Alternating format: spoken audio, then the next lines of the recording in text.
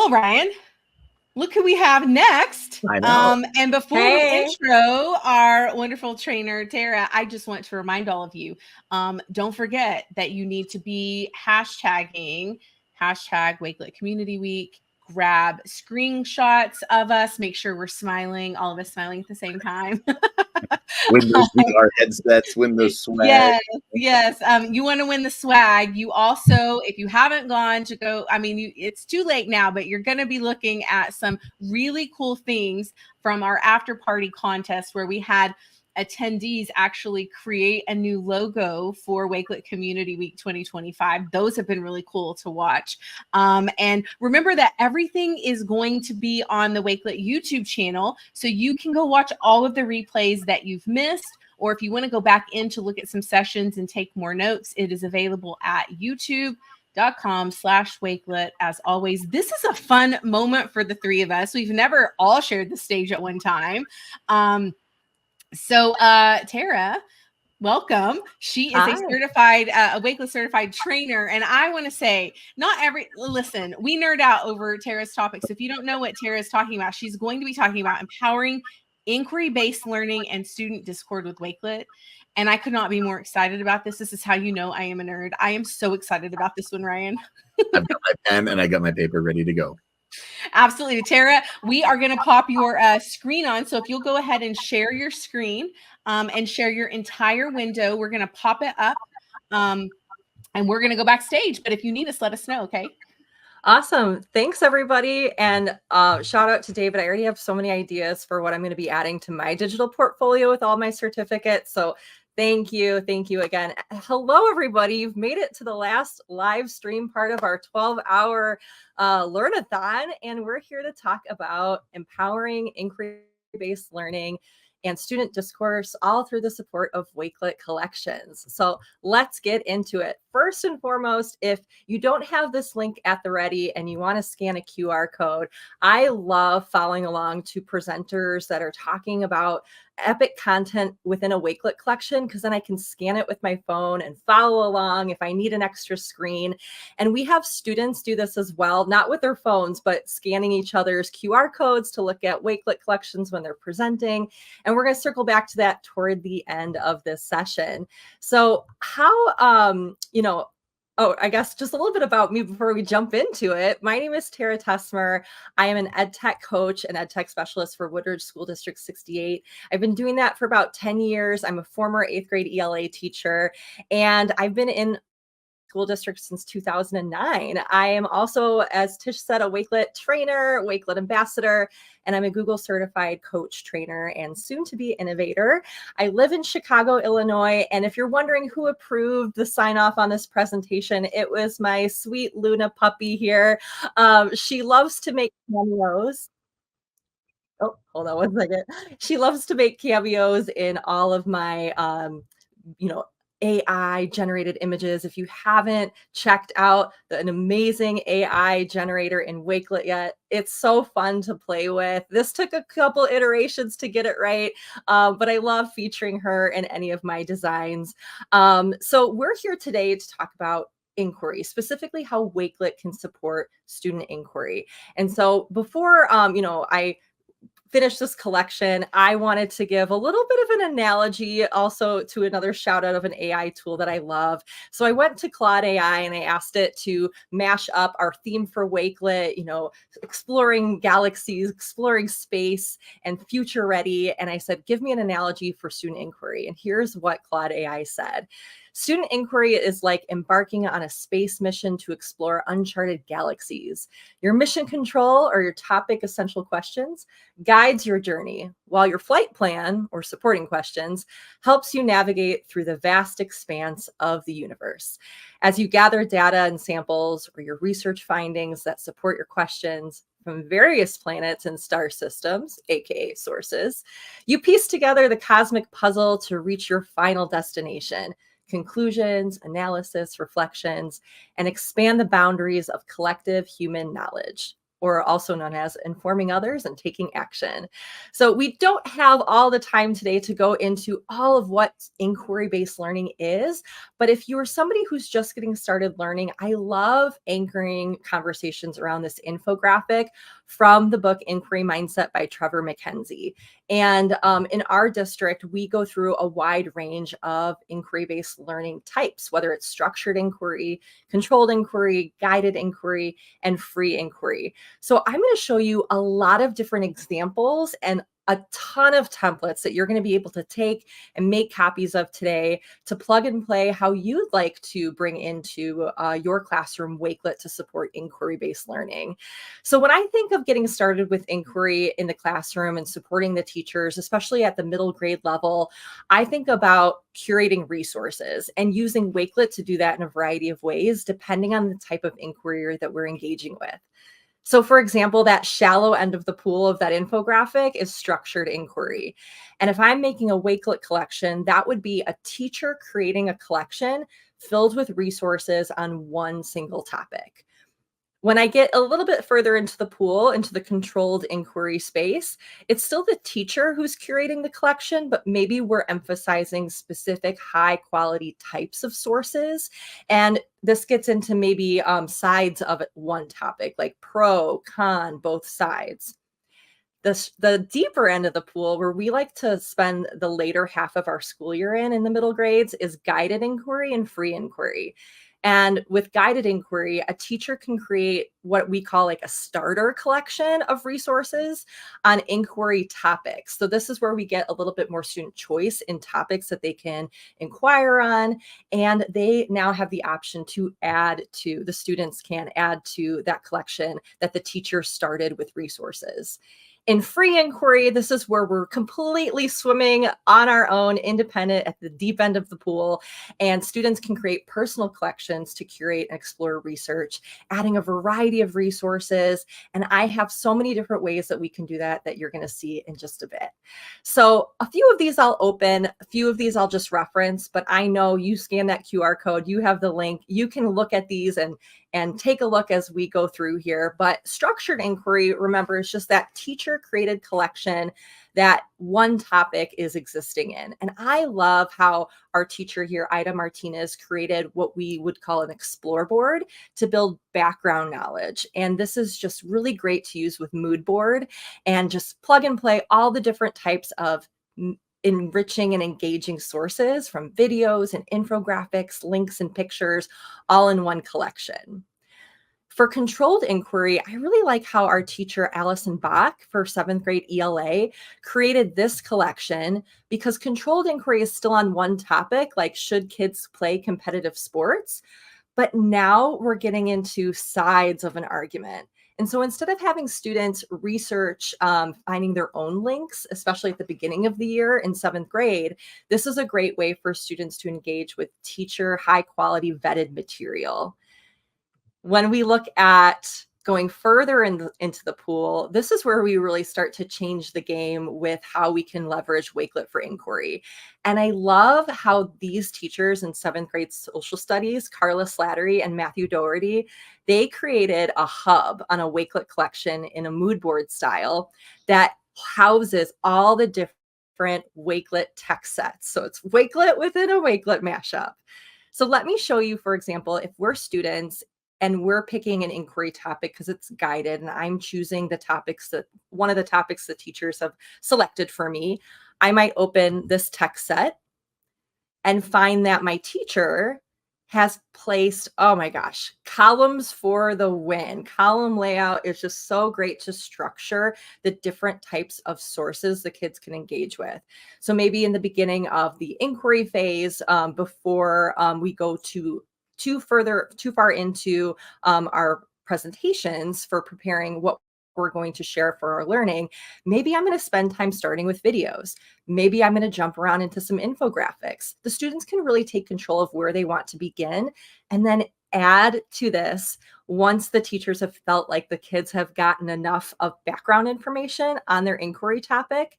And the teacher can click on that blue share button and change the settings to students can add or students can edit if you want to give them full access. But I like can add so they can just add in copy pasting more links for everyone else to benefit from. We always say in our school district that one doing well helps others. And I really believe that anchoring any type of student sharing with resources can allow for that to happen. Below, as I scroll through here, you'll see that I've linked in that text set template that we use to create with those columns. And another Wakelet collection that we love having students engage with is the sourcing organizer. So it could be even at the start of the year, students, maybe they're not, or for sure in our middle grades, they're not doing free inquiry and finding their own resources. They are learning to demonstrate those effective research skills and selecting and evaluating credible sources. When I taught ELA, I mean, Google we were just getting Chromebooks, we were just getting students like engaging with inquiry, and they'd always go to those first 3 resources, right? And okay, luck of the draw if it's actually a good one, but we want them to go beyond those first 3 items that appear when they're searching or they're browsing the web. So what I like about this is that it could be used for teacher modeling. It could be used as a big we do together as a class. It can also be done with partners, with teams, or when you're ready for that free inquiry, students can engage with this on their own. There's directions on the left side for students to paste in their source, indicate what type of source it is, provide a quote, and explain the quote. And with all of the different tools you have in Wakelet, I would say, you know what, for number 4, I want you to press record. I want you to click on that video button and I want to hear your explanation. Of course, in any template, I always encourage the teachers to include success criteria so students can make sure that they are successfully hitting that learning target. Another template that we love using is this inquiry project template. I'm going to skip that because I have another one that's very similar, but it's here for anyone to open. And I just wanted to give a shout out to the Wakelet team. They created these really great research collection templates. One's in media layout and one is in columns. So as you're getting students to engage with inquiry-based learning using Wakelet to house resources, start thinking, do I want students to curate content to then keep to inform, what's that end product? Is it discourse? Is it an essay? Is it a larger class discussion? Is it a presentation? And I'm finding that our students and our teachers are electing to go in that media layout or mood board on Wakelet as they're curating collections if they know they're going to be using that same collection to present with. So let's keep going. And I'll come back to the presenting option. One of the most exciting moments in inquiry is when students just get first engaged to their topic or their question focus that really anchors the inquiry. And when they get started with that, their first step before they do any research or engage with any resources is to ask a ton of questions. So the question formulation technique is really great to do on a Wakelet template, whether it's for independent use in free inquiry or as a whole class as a Jamboard substitute. Let's take a peek at what these look like. So in this collection for QFT, for the question formulation technique, we've got a column on the side for directions for teachers that then can be deleted. But there's an area for all phases of question formulation technique.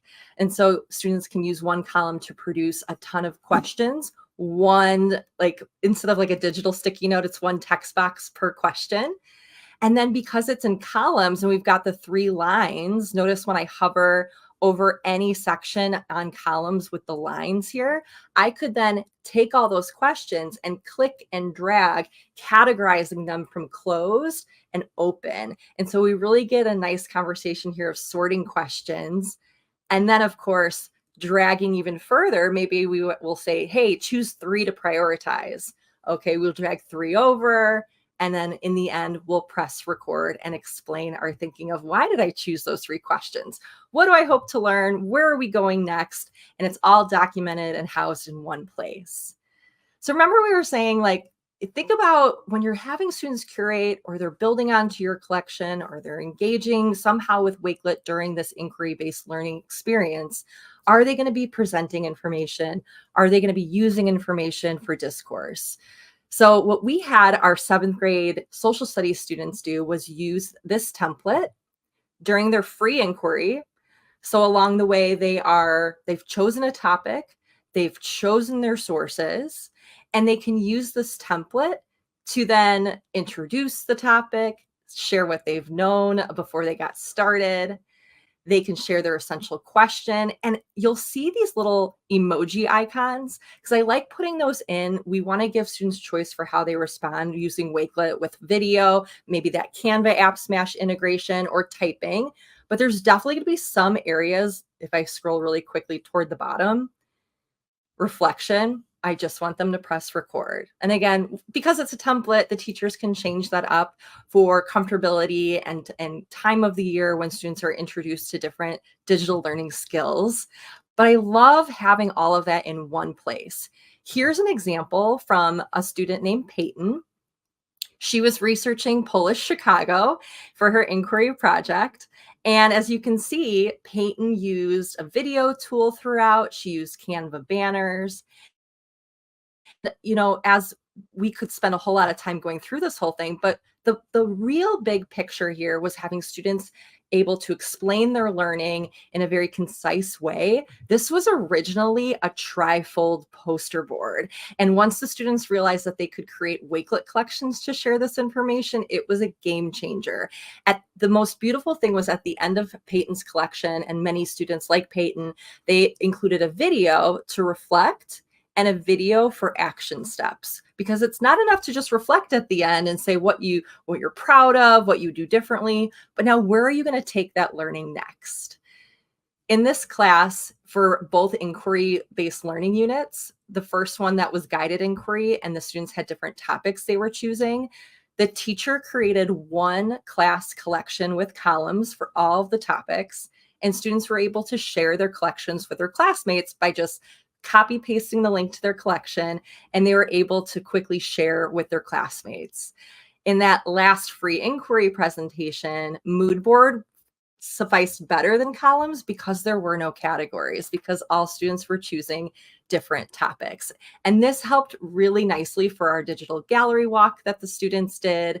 And it allowed them to use kind of like to anchor peer feedback. So not only did we engage with a live gallery where students are up around the room sharing and they're visiting their peers and learning about their inquiry topics, we wanted them to be able to go back and reference their materials so that they could provide their peers with feedback. And I love these peer feedback fun stems. This is from Ryan Goebel of Mind Blue.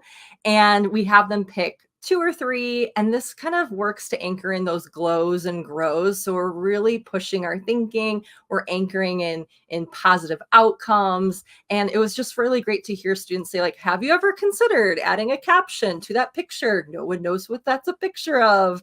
And kids were able to even make fine-tuned changes really quickly with those feedback stems. This is just a quick visual of how we've used the same type of peer feedback with those stems in PD. So you can imagine students or all your staff having a column with their name on it to engage with that.